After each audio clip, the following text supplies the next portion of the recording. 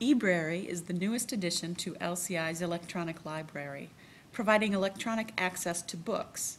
When you look at a book on Ebrary, you see the page exactly as it appears in the print version.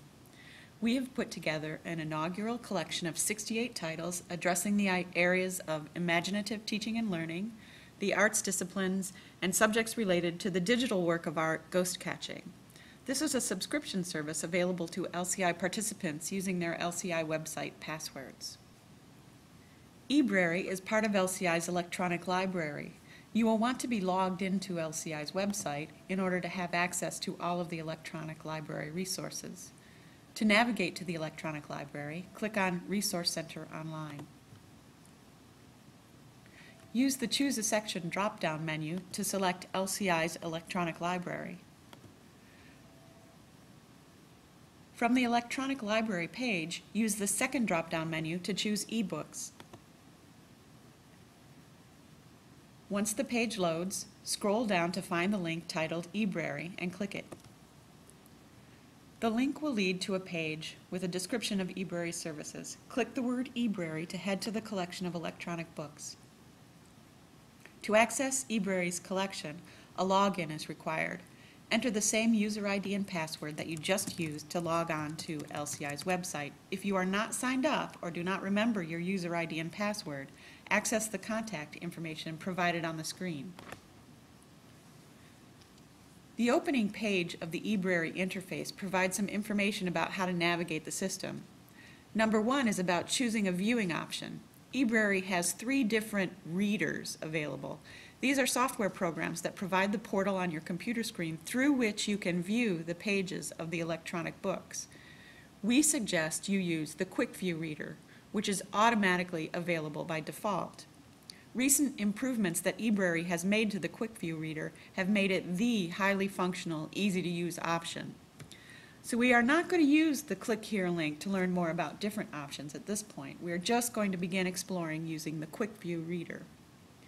There is a little bit of descriptive information on this page about some of Ebrary's features. You can use the Help and Support button to navigate further into Ebrary's help files, and you should feel free to explore this information if you like. But some of their materials appear not to have been updated since the Quick View Reader was so recently improved, and I actually found that their support information was not so helpful when I was looking for basic, how do I do this information. For that reason, I'm going to go step by step through instructions for accessing these books and using the great tools and features that Ebrary's Quick View provides. To access the features discussed in this tutorial, you will want to create a free username and password for Ebrary. To do so, click the Sign In link at the upper right-hand corner of the Ebrary homepage.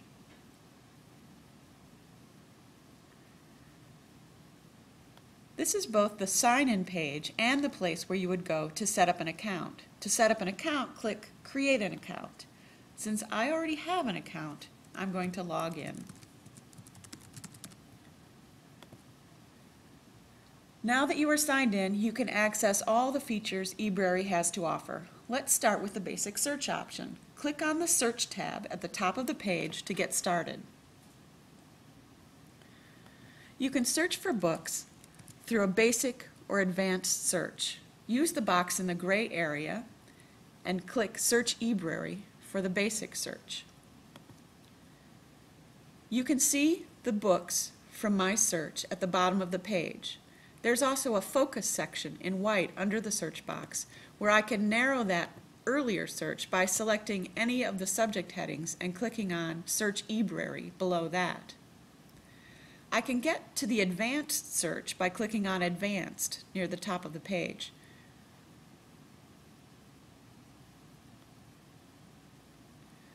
This allows me to search different terms in specific categories. Let's search for dance in the subject field and Bill T. Jones in quote marks to search an exact phrase in the text field.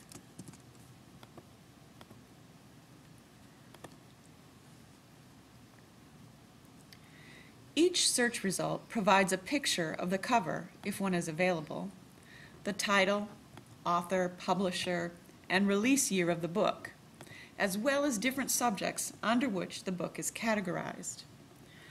When you click on the title of a book, The Quick View screen opens. As you can see, the term you searched is highlighted in purple as it appears in the text. You can use the plain arrow keys to move to the next or previous page of the book. You can use the arrow keys with the magnifying glass to move to the next or previous page that includes your search term on it. You can click on a heading in the table of contents to the right to go directly to that section, or you can enter a page number in the upper right corner and hit your keyboard's Enter key to go to a specific page.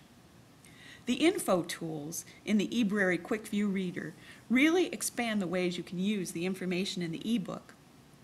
Let's highlight the word autobiographical.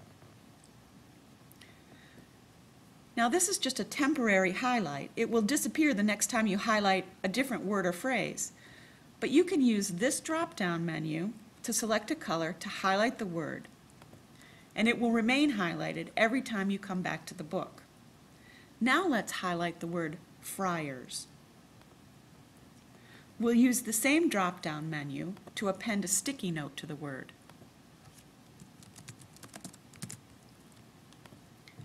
Now let's highlight the word Cagney. If you click on the Info Tools button at the top of the screen, you see that there are many different options for connecting to information related to whatever we have highlighted. You can link to a definition, an explanation, you can locate a place, you can find information about a person, or you can use other options below for finding relevant information. LCI will soon be customizing this list so that you could look up Cagney, for example, in one of our reference databases, such as Oxford Reference. What we're going to do is select Who to find more information about Cagney. The biography option takes us to the Biography Channel website, and we could then select James Cagney to access his biography. We can copy the URL for that page, and when we go back to our reader, we can use the highlighter drop-down menu to click on the www symbol. This opens a dialog box. We paste in the URL to the Cagney biography, click OK, and now we have made that word in the ebook into a hyperlink that will take us right to that biography with one click. The Info Tools drop-down is also where you will go to copy highlighted text, perhaps a paragraph or a quote, so that you can paste it into a Word document. Also, if you want to print a small section of a book for later reference, you need to use the print command in the Info Tools drop-down box. The print command in your browser will not work. You are presented with the option to print the current page or a range of up to 5 pages. You can print more than 5 pages, but you have to print them 5 pages at a time.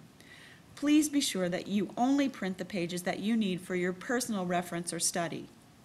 Users do not currently have the option to print an entire chapter. Next is the bookshelf feature. The bookshelf is where books you have consulted and any notes, highlighted sections, or links to other resources are stored for future reference. You can create a folder to organize your work. Let's add one called Ghost Catching. Once the folder is created, simply click and drag the book over the title of the folder to store it there. Now let's open the folder by clicking on its title. You can use this Email This Folder button to send this list to your colleagues. Just fill out the simple form and click OK. When that email arrives, the recipient will be able to link through to the system and sign in to access your notes. Ebrary is a great resource for books related to the arts disciplines and to imaginative teaching and learning. Through the Quick View Reader, you can view the resource in its entirety, save it to your bookshelf, and also save annotations and relevant web links.